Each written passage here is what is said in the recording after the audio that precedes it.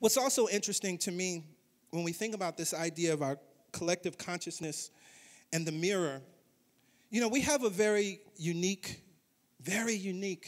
issue here in the United States. And this came up last month. We had the God Talk, and we used that forum to look at racism and injustice in our country and use New Thought principles, metaphysical principles to discuss it. And one of the ideas that came up as we were looking at particularly the idea that unarmed black men are being killed, I don't want to say every day, but are being killed in this country at an alarming rate.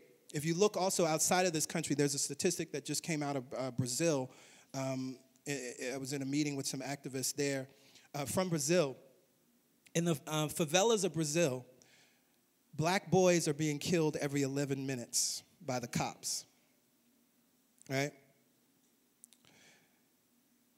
But what we recognize in this country, as we can look at that statistic and we can focus on the fact that unarmed black men are being killed, that is simply a system of this larger issue that the United States has with gun violence and murder. Our murder rate overall is alarming compared to every other so-called civilized nation on this planet. We have a problem. There's a statistic, and I shared this on Facebook, but there's a statistic about gun ownership, civilian guns owned in this country. America, we represent 4.4% of the population on this planet. But yet, Americans own 44% of the civilian-owned guns on this planet. We have a very unique issue in this country. And again, this speaks to the consciousness. What's even more interesting, and I'll make sure that we share these statistics in this article because it was great. It also talks about even with suicide, that we can look at the stats and see that the states that have enacted certain measures of gun control, the suicide rate has gone down. Now, why is that? Well, because unfortunately, suicide by gun is 94% successful. Any other mode, cutting, it's about 5%. Poisoning, it's under 10%. A gun is unforgiving.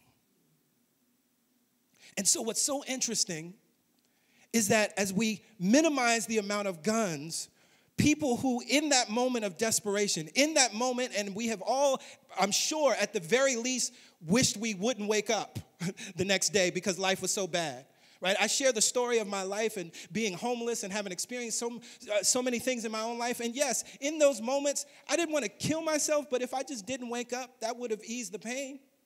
I no longer would have had to deal with that problem. And so we recognize that every human being has had some experience, something close to, if not completely wanting to end your life. And we recognize that for many of us who are in this space, you're here now. You made a different choice. You made a different decision. But what if some of our brothers and sisters just didn't have access to the gun because our laws wouldn't have been able to put it in their hands? They would be here today. They would have been able in time to recognize this truth that behind it all there's a master plan, that there's something bigger going on, that there is purpose to my life, that I am actually worthy, that I'm not my mistakes, that what's going on right now doesn't define me, that I will grow through this, that I will overcome this situation, right? We have a unique problem in this country, which reflects our own consciousness.